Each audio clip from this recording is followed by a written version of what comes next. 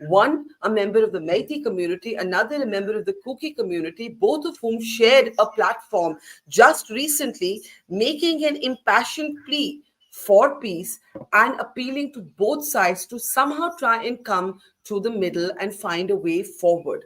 I want to welcome to the program Dr. Jilangamba Yengkhom. He is, of course, a historian and a professor at the Tata Institute of Social Sciences at Guwahati. And also joining us is a Dr. Thangzakhup Tombing, who's an assistant professor at the National Law University. Welcome, both of you, to the program. Let me start with you, Dr. Tombing. Do both of you know each other from before? Are you friends from before? What made you decide to share the stage as you did an appeal for peace? Dr. Tombing. I met Dr. Yengkhom for the first time when we were invited for East Mojo Peace Talk, the program hosted by them. At that time, I met him, and this is how we got introduced to each other. And I met him again when the Assam Nagrik Samaj organized this appeal for peace in Manipur, and that's how we met. But then I have been born and brought up in the Valley area, so I do have lots of commonality with regard to certain shared struggles during the peak of insurgencies and other aspects of cultural life, and also the type of friendship that I have when I was growing up in the Valley of Imphal. But you Thank know, you. one rarely hears these voices today, Dr. Yengkhom. When I was on the ground in Manipur, I would always ask both sides, don't you have friends from the other community? And both sides would say, yes, of course we do. And in fact, I'll tell you, one night when I was in this village, in fact, of Fayang, just outside Imphal, and I asked the Meitei people I met there, I said, don't you have friends from the Kuki community? And one of these young men holding a gun, patrolling through the night, said, my best friend is a Kuki. And then I said, then what happened? He said, now this is war. Now, I ask you, Dr. Yengkhom, how do we get past this divide? The both of you have shown an example. You're from the Meitei community. Where do you think the process of healing can begin, Dr. Yengkhom? Thank you, Barkha. There has to be, I think, different kinds of initiatives.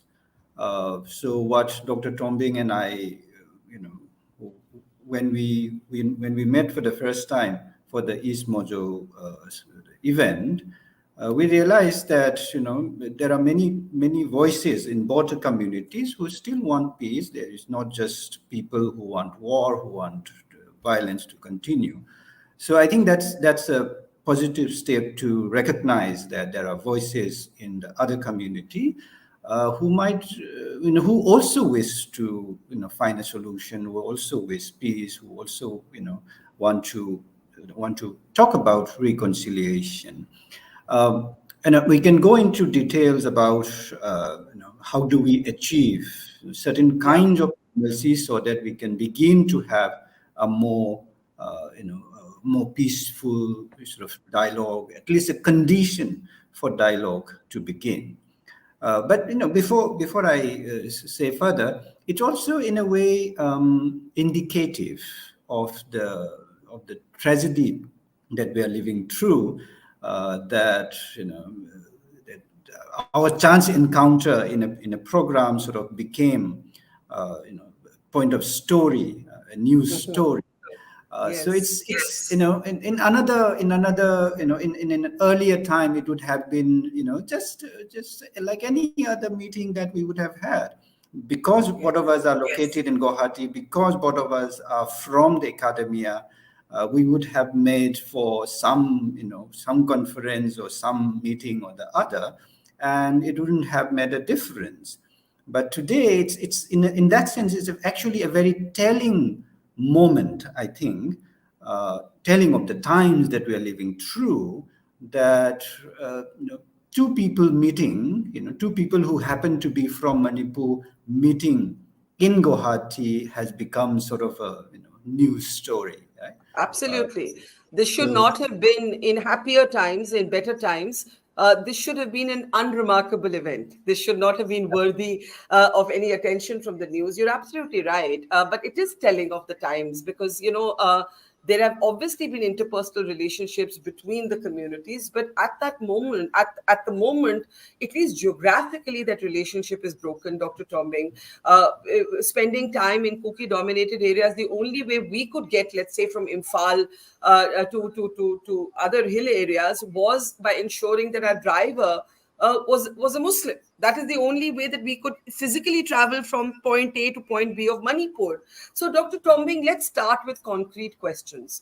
Is there a framework within which both of you or the state or the country can talk about moving forward?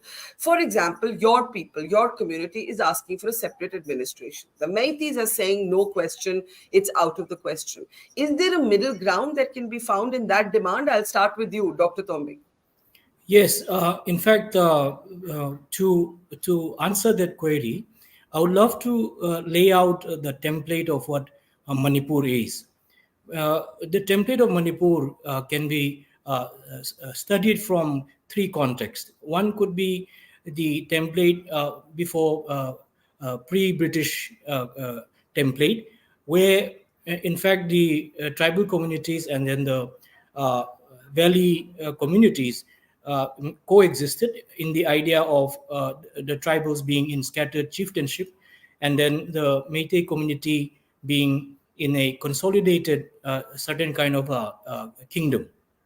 Now, during the time of the British, the template changes to a certain kind of an integration of the tribes and then the valley in some kind of an arrangement for maybe administrative convenience. And the third template that comes up is after the formation of Union of India, and also with the coming into force of the Constitution of India, the fraternity of Manipur state and that with Assam and then the larger context of India is established. And by 1972, with the reorganization of Northeastern region, and then the formation of the state, the idea of the fraternity among the Meitei, Kukizo, and then the Naga has gone deeper than the fraternity, and it is now a lived experience of shared struggles with regard to insurgency movements and also other struggles. And therefore, it has gone deeper into the idea of maybe a brotherhood. Now, what most of the communities do not understand is that there is lots of shared history, shared struggle, and after the mayhem, so the mob is frenzy, let's say, and then that mayhem has led to lots of hatred and violence, and which has led to destruction of place of worship and also of properties, houses, defilement of women, and also killing and murder of certain volunteers or maybe civilians. Now, if we could be able to establish an idea of larger fraternity and also of a deep connect of maybe because of continued struggle and shared struggles, there is a concept of development of a brotherhood. And the moment such death happens or such destruction happens, it is fratricidal in nature.